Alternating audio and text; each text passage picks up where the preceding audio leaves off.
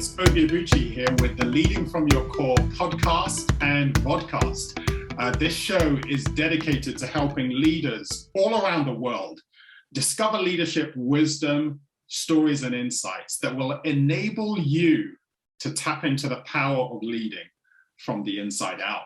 And I am delighted to welcome on the show today a special guest, Kevin Bryant. Kevin's passion is helping leaders and organizations connect and communicate digitally with the people and audiences that matter. And he does that through Educated Change, which is a business he co-founded in 2010. Educated Change is considered one of the most innovative consulting firms in the social media arena and do most of their work with senior executives. And prior to this, he spent 20 years in banking, has held various leadership positions and served on the boards of public companies. And something that's really unique about Kevin, and I'm looking forward to exploring that shortly, is he's taught Tai Chi to hundreds at his Surrey and Brighton UK Tai Chi schools. So Kevin, absolutely excited to have you on the show. Really looking forward to our conversation. Great to be with you, Obi. Thanks for having me on your program.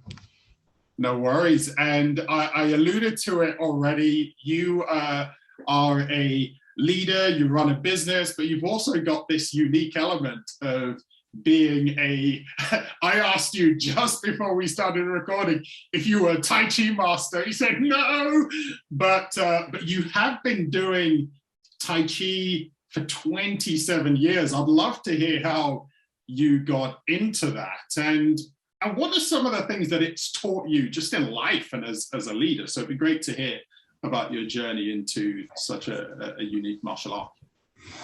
Happy to do that. So I've been interested in the martial arts since I was a little kid. I grew up, I'm just going to date myself quickly here, but I was born in 1960. And so I grew up during a period when Bruce Lee was just bursting onto the scene. And there was a show called Kung Fu in the United States on the telly. And David Carradine was the star of that show. And so I was, I guess, 10, 11, 12 at the time that this was all happening. And I just fell in love with the kicking, the punching, it seemed so exciting. And it was a different way, you'd seen Westerns and you'd seen, gunfights and all that in terms of the television and movies. But when I first saw Bruce Lee do his thing on screen, or even the Green Hornet, that program. Yeah. I was just like, I was like, oh my God, this is incredible. I got to do that. Whatever he's doing, I got to do that. I got to learn about it. At the same time, I was also a pretty spiritual kid.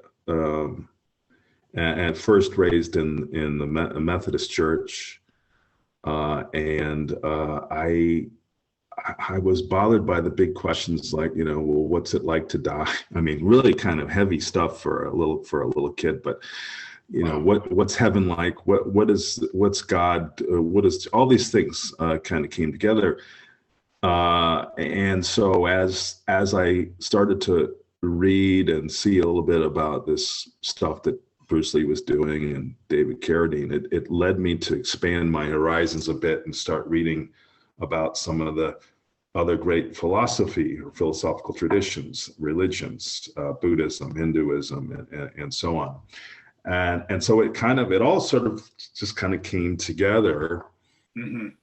And I was desperate to push more and learn more about that whole side of things with the martial arts as kind of let's call it the vehicle. So I, unfortunately, for me as a young child, but perhaps it paid off in the end, but my mom didn't want me to do any karate. We actually, where I grew up in upstate New York, and there was this guy, a famous sensei, his name was Hideyoshi. Small town, Vestal, New York. No other reason anybody would stumble upon Vestal, New York But this guy who was like one of the world leading karate-kas, senseis in terms of this particular style of karate, Washin-Ryu, I think it was, he had a school there. And so he was another part of the excitement, was sort of lighting this fire in me that, I want to do this karate, so cool. But my mom was like, no, my son is not going to, go in and do something as dangerous as that. He's going to get hurt, so on. So it was a great, I felt I was crestfallen when I couldn't do that, but there was other ways for me to sort of explore it. I bought every book possible. Bruce Tegner's book, he was a big Westerner in karate, judo, all those sorts of things. I bought all of his books, read his books. There was a Japanese Okinawan karate master, sensei, Masoyama, who had a very famous book at the time, still probably famous, called What is Karate? I think it has a couple different titles. But it was... So I would read these books and try to ape the pictures and they take you through different katas, and I would learn these katas, but only from books, and then going to demonstrations and watching as many of these sort of demonstrations as I could. And so I kind of developed my own routine for several years as a kid. And people would find me sometimes running through the woods with bare feet and kicking trees and doing all this stuff. Kevin Bryant's own version of totally, totally doing, I'm sure, the wrong thing, but sure. But I was all about it, and I was very physical anyway, and sports. I was played soccer and or football in this country, in the UK, basketball, all these things. So I was always needing to go out and run. My dad and my brother loved to watch professional football and all that stuff on TV. But as soon as for me it came on, I had to go out and do it. And so it's sort of thing. Anyway, so I developed this incredible sort of passion and love affair, even though I didn't have proper training, until I got through, and I was doing other things, tried to do yoga, meditation. I started sort of a meditation practice at 12 and 13 years of age, and carried that through to the present. 12, 13, wow. Yeah. Is that because you saw the link to the martial arts, or was it some of the stuff that you read that? I saw the link to the martial arts, but it was also a lot of stuff that I was reading. I had before that gotten fairly, before I got to meditation, even was big into sort of prayer and again, 10, 11 years old and a practice around prayer. And then as I started to discover this whole new other concept of concentration, of meditation, which is, a bit different, or can be a bit different than prayer, at least as I first learned prayer. I later learned that actually there's a lot of intersections there. But I wanted to explore this notion of nothingness, of being focused, not asking for something, for example, but just listening, being aware and listening. So I developed that, again, not with any proper tutelage. I didn't have a teacher. I was upstate New York, conservative parents, loved my parents dearly, but there wasn't like, okay, is there a guru I can go to and study under? So it was just all that sort of learning and just trying to experience.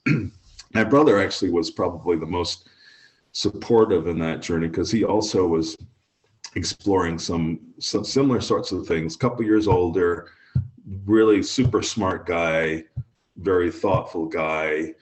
We some of these things we were kind of exploring together. So in terms of the coming back to the martial arts, so then I finally got a proper dose after school. So went to university, Babson, blah, blah, blah, but had been still, very much present, top of mind, practicing a lot of this stuff, reading about a lot of this stuff, processing a lot of this stuff. And then when I had my first job in banking, and you get pushed into the sort of, call it rough and tumble of, the world of the stress world, Mm-hmm. And wanting to, obviously make a name for myself as a young corporate person, young banker, I knew I needed something to offset, but I needed help. I needed somebody to help really direct. How do you do this? I've been playing around myself. So then I found Aikido. That would have been in maybe 85, 86. And I was in Boston, and I found this guy in Cambridge who happened to be, I've always been very lucky in terms of my formal training to find like world-class teachers. So the sensei I found was in Cambridge, Massachusetts. He was probably one of the best in the United States as a disciple of the founder of Aikido, who's long since passed away, Shiba, if I'm pronouncing his name properly. And anyway, so that world opened up to me, and I became quickly very much obsessed with Aikido. Studied it for a couple of years. You'll have to tell if I'm going into too much detail here. I'm sure you'll pull me back, but I studied it with great vigor and interest for a couple of years. Got my first rank or in that style. Adored it, but I found that for me, it probably actually wasn't so good, because I found for whatever reason, I found there was an increase in sort of a passivity. It's hard to describe or explain, but it felt, sort of very centered in one sense, but less connected in another sense. Less able to connect emotionally with people, and there was a certain urge of, frankly, a certain sort of violent urge inside. So a need to express this power that you're developing, and I don't want to call out anyone in particular who's a martial arts star. But there's a particular person who I'm sure a lot of people will think about, who's, I'm not sure that for that. With Aikido in particular. With Aikido in particular. Yeah, I know. Shall we just say the initials, SS, is that right? Could be. Not saying, but we'll leave the listeners and viewers to work it out for themselves. Yeah. So anyway, so there's a, and it's interesting. So a lot of people get very focused on, I suppose, in the martial arts, the power side, the strength side, the fighting, the violence part of it is very exciting to certain people and characters, and it can take people clearly, I think, in the wrong direction too much. It's not really a balanced, it doesn't add balance, but it exaggerates some things. So anyway, that particular art, for me, the way that it went in for me, I could tell at some point, no, this isn't the right direction. Sure. So I got out, so I stopped sort of abruptly, and then I stayed with some of the other things that I've been doing, meditation, a bit of yoga here or there, and so on. And then it was later, boy, this is a long story. Then it was later, I guess I was 35, but about 35, still in the banking industry. And I had also done, to sort of, my offset for the stress was weight training. I did a lot of weight training in the interim period, which was actually quite good in one sense, in terms of stress management. But anyway, I got into, so that would have been 1995.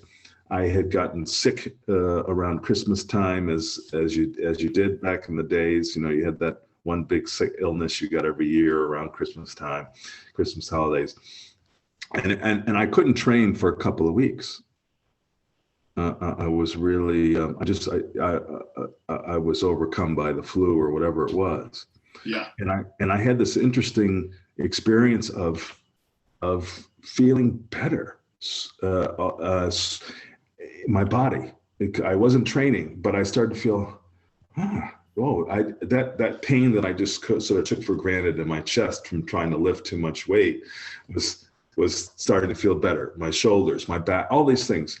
And so that's when I said, well, maybe this isn't really good for you. You know, you're not old yet, but think ahead. This probably isn't the right direction. Maybe it's time for you to explore Tai Chi. And I had read a book about Tai Chi when I was like 16. I found this little red book, and I didn't understand it, but there was something there mysterious that seemed like I never forgot it. That little introduction. So I said, let's try this Tai Chi thing. I was again in Boston.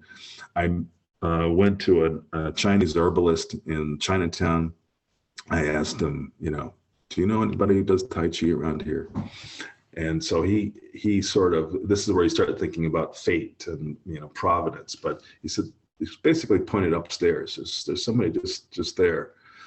So I went up and met Master Chu Jin Soon was his name, since passed, but and then come to find out that for the particular style of Tai Chi, Yang style, which is what I've been practicing for 27 years now, he was the joint. He was it for in the United States.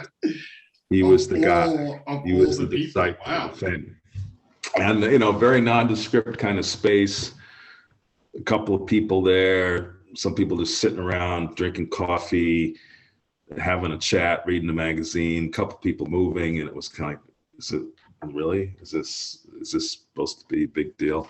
But slowly but surely found out that this guy was like amazing, wow. And that then takes us to current. So I started with him a couple of years, came over to the UK for work, met somebody who was in the same system, same family system, who is my teacher today and has been for the last 20 years or so. That's my story, and I'm sticking to it. Yeah. Wow. And that's been it. And what's fascinating for me, and thank you for sharing that story, because this is an opportunity to, I guess, talk about the different anchor points for dealing with stress, because you said several times, hey, as you got into the world of just climbing the corporate ladder, right? And we all have different curveballs and pressures and challenges and difficulties that life throws our way. And last 2 years in particular, that the world all over has experienced the pressure that has been COVID and the challenge and the difficulty with that. And if we don't have an outlet, then we end up crumbling. And it sounds like Tai Chi became that for you as a way of managing that stress. And I'd love to hear, and especially a lot of our viewers are seasoned leaders, emerging leaders. What's some of the impact it's had for you as a leader, being able to have this channel to release that stress? And what's some of the impact it's had? So it's removed a lot of the seams in my life. So when I was a young corporate titan, or trying to be a young corporate titan, balance is very difficult for me, and the seams are strong. Meaning, go to work, put on this suit, have this posture, look this way, make conversation in this way, go home, take off the suit, put on a different suit, put on your sweats, and have a different kind of relationship with people. Sure. And it's very innervating to do that. And training, right? Training, right? Yeah. Literally putting on this suit, which in the case of Tai Chi, our first practice in Tai Chi is getting people to learn how to relax. Wow. Relax, let go, let go, let go, let go. Be who you are. And that's hard as heck, right? Really difficult. That's where it starts, and then it deepens. So the more that you're able to be you, and we use expressions in business, bring your whole self to work. The more you can bring your whole self and be who you are, whether you're at work, at home, at the Tai Chi club. That to me, that's gold. Then you can be so much more effective, right? You don't waste energy trying to be. I'm not trying to be someone right now in this conversation, other than just be me, express me, right? And so that to me is like the huge goal for us all is to remove the seams. And that doesn't mean, of course, that you're, I mean, there's some things that you would say, of course, family. Sure, yeah. Yeah, this isn't about saying everything everywhere, right? Yeah. And so that's where the Tai Chi has been the practice. And of course, there are many, many practices that could be just as good. And depending on your character, your personality and stuff. But for me, that's where the Tai Chi was so powerful and so helpful at just being more comfortable being me and reminding me. So there's the one phrase, and one of a close friend of mine who sadly passed away a couple of years ago. Actually, it was just before COVID hit. He was a student at one time. He was also in your business. And work with some pretty big clients, corporates, and all that. And of all the things, he wasn't big on practice. He wasn't big on remembering routines. But there was one thing for him that was profound, as it is for us who have practiced and studied this art, which is to find the feet. So before we do any movement in Tai Chi, from the first lesson to the last, I'll say, find your feet, which is not just about, often when I say that, people look down at their feet. Oh, okay. I know, your feet. I know you know your feet. Look, I want you to feel, I want you to be, I want you to stand and focus on that connection to the ground. And it's a very centering activity, just that kind of thing alone. And there are other cues that people might use. If you're sitting down, maybe it's, sit, feel the bottom of the chair, or, whatever it is. But it brings you into the present and starts to get you to center, for lack of a better expression. So that's something that's with me all the time as part of the practice, part of the discipline that has creeped into my waking moments, whether I'm working or doing something else, is that always trying to be here.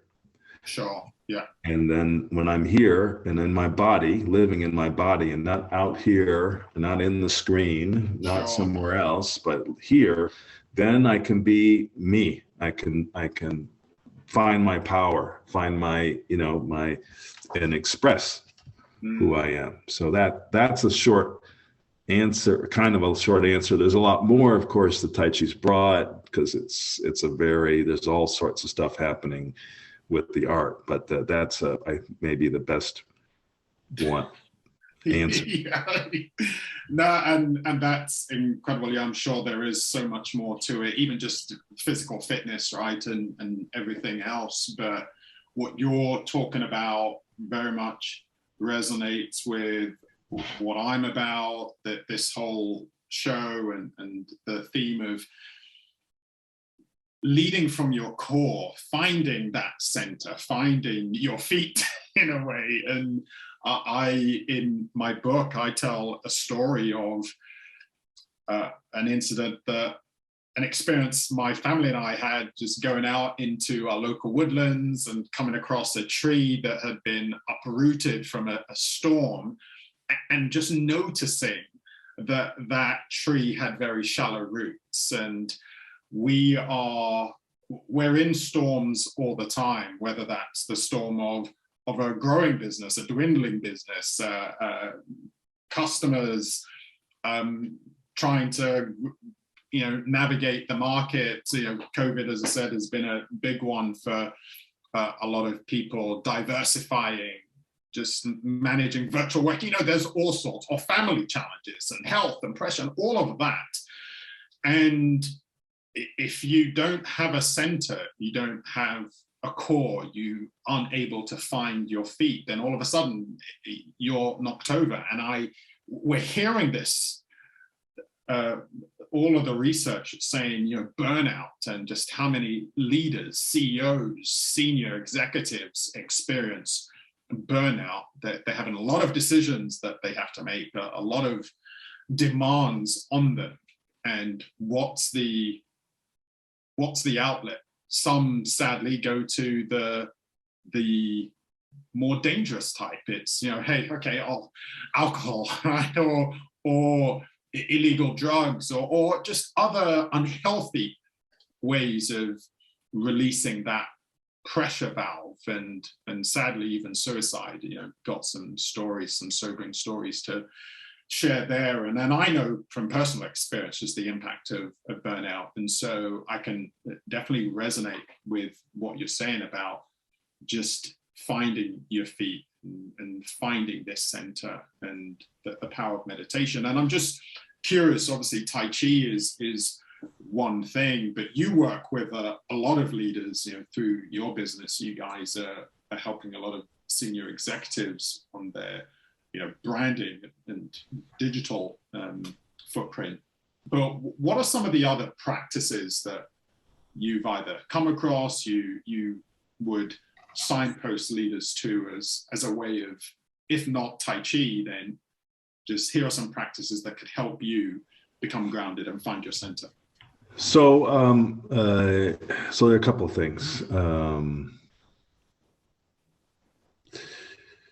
So the first thing is, I said, our moms all knew the secrets, the great secrets, or our parents, I should say, not necessarily just our mothers, but my mother in particular reinforced the great secret of all, which is eat right, get plenty of rest, get some exercise. Sure. Boy, you hear me? Yeah. And it really kind of covers the gamut in so many ways. Because you look at somebody who's having trouble in their life, and usually maybe there's a sleep problem, or there's an eating problem, or there's one of those things. Usually it's a little bit out of kilter. So it really is kind of simple but difficult at the same time. So I think kind of we all need to go back through. And I've had my moments, where I've had to say, like more recently, it's like, what, you don't need to, especially during the COVID, right, pandemic. It's like, you don't need to eat that, fifth meal. It's, you can kind of, you don't, you don't have to eat so much. So, so that kind of audit of your life, which is hard to look at for a lot of people, but kind of start there is usually a great place to start. The other thing is, and I just wanted to say one thing, just for viewers and listeners, just to perhaps ask themselves with their eating pattern, could I be self-medicating? Is there something I'm numbing? Yes. By going to this. So that's also really important, because we might just think, but it's just, it's my fifth meal, sixth meal, I need to, but is it a distraction, for something deeper? So. Yeah, for me, it's McVitie's biscuits. Put a package of dark chocolate biscuits, and Dangerous, very dangerous. But yeah, so that's I think a really important, in some ways, again, simple thing to remember, but not always so easy to execute change there. The other thing is a saying I forget who said it to me the first time, but I love it. I haven't forgotten it. If the only thing that you're rooting for, if you're only rooting for yourself, you're rooting for a dying cause. Wow. If you're only rooting for yourself, you're rooting for a dying cause. Wow. And, we're a speck of dust in this universe. We're here for the briefest moment. There's a much huger, bigger force. And this also connects to Tai Chi. In Tai Chi practice, we use this term called, we talk about borrowing. So the idea is not to try to create and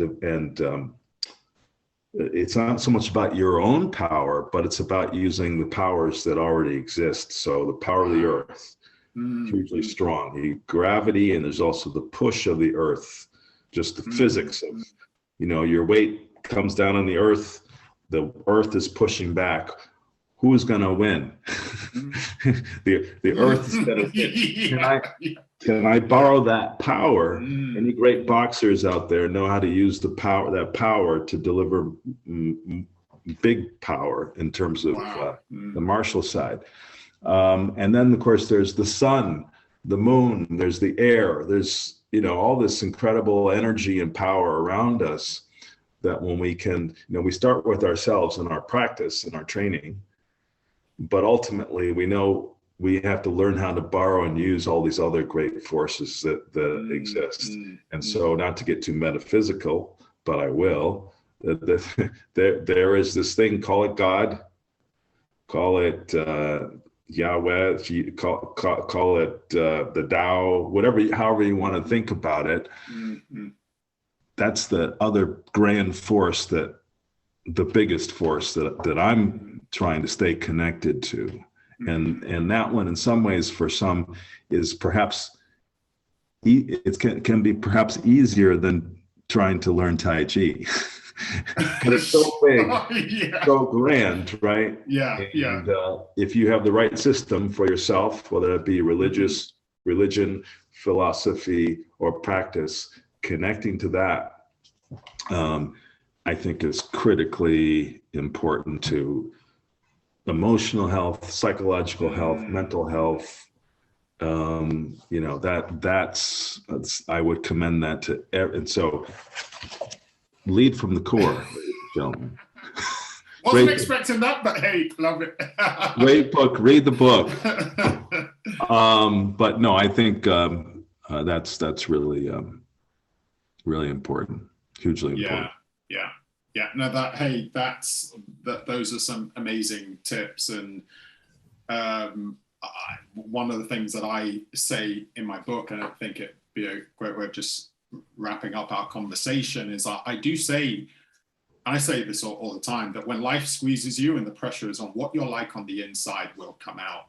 And if the inside is just you rooting for you and not tapping into something bigger, as you say, then you're missing out on this opportunity to have and tap into a greater energy, a greater purpose, a greater reason for being. And my own practices of prayer and meditation absolutely keep me grounded, and they're a great way of just letting go of the yesterday, letting go of failures, letting go of concerns and doubts and fears, and resetting and starting again with an energy that is bigger than me. Because if I were to just look at me, and we're all so close to ourselves, right? Where we see our mistakes and we see our foibles and we see those insecurities, but when you're able to get beyond yourself to a purpose that is much bigger, then that's okay. We're all human, but we're able to move with an energy and a power and a purpose that I sometimes like to say is out of this world, because it really is. Amen. So agreed. That's fantastic. Well, hey, one final question for you then, as I like to ask this to leaders. Looking back with all that you've studied, you've experienced, your business, if you were speaking to your younger self, right? And I'll pick the younger self that had just started in banking and climbing this corporate ladder. What advice would you give to your younger self based on your experience, your knowledge and insight now? What advice would you give to that younger, hungry self? I suppose it's become very in vogue today, and it's not a big deal to say, but certainly back in those days, failure was not something that it was a dirty word. It was the F word that was, you would never. Yeah. And so you would never admit that you failed if you could help it. You would never, if you did fail, in fact, you wouldn't tell people. You would keep it to yourself. And so I certainly had my failures, and I wish that I had embraced them more freely, more openly, talked about them, because I think it would have, I would have gone more quickly to whatever the next thing was, the next level, or. So I even, this was a quick funny story, perhaps, because some of my mates were making a bit of fun of me at my expense about. I was in so I played, as I said, I played soccer. And some would call this a humble brag, but I don't mind saying played in a couple of national championship soccer teams in the United States back in 1905. But before we made it, my freshman year, before we won the national championships, we went to the New England finals, and it went down to penalty kicks, and so I was one of the 5 chosen to take a penalty kick as a freshman. And I can't tell you how much the pressure of that moment. It was a terrible day. It was rainy, stormy. There was mud stacked up, and it was horrendous conditions.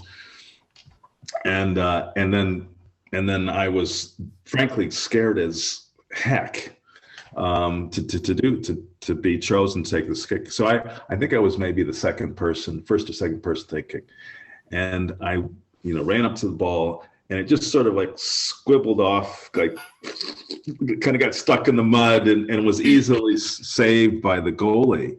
Oh wow! We lost the New England finals. Oh man! And so I was so just broken up. Anyone who's been at a high level competitively and all that knows what I'm talking about. Absolutely. At a high level. But and I carry that to this very day. And I was telling a couple friends about it, and as I say, they were sort of making fun at me. Said, "Oh, that's quite a humble brag." On the way is mentions that he won 2 national championships. Oh, by the way, but I wish I had been able to take it and talk about it and get beyond and learn more obvious lessons about that little thing carry through your life. So that, going back to your question. That's what I would have told my younger self is, hey, it's okay. It's all right. It's expected. You need to fail. Actually, it's just a rung on the ladder. Sure. Yeah. And I think that's a great message. It's a great message because we can all, in some cases, be really tough on ourselves. But if we can learn to feel the pain and to feel the disappointment, but let it go as quickly as possible, then we get to move on to a stronger, healthier self that isn't necessarily denying that yes. failure, but learning from it rather than feeling crippled by it. So a great message to round up our conversation. I know you don't like being called this, but I don't really have any martial arts masters on my on my show, so it's great to have one close to you've done more than your 10,000 hours, so I think cheers, that's got to be said. But Kevin, absolute delight to have you on the show and just hear some great insights from your own experience, and especially as a martial artist, and some important messages for leaders today about how to just let go of a lot of the stresses and challenges that they're facing, whether that's using Tai Chi or just some other great practices. So thank you so much for sharing that. It's been a great pleasure. Thanks for having me on. I think the world of you. Keep doing what you're doing. Spread the good word. And ladies and gentlemen, do check this out. He didn't put me up to this, but it's a good book. It's a good read. So thank you. Brilliant. Thanks. And we will put a link to the details of your Tai Chi schools in the show notes as well. It'd be great to share that with people. Cheers. So to all our listeners and viewers, I hope you enjoyed the show. And remember that if you want to be a courageous and resilient leader, if you want to live life on purpose and with purpose, then it starts from the inside out. Have a great day and see you all on the next show.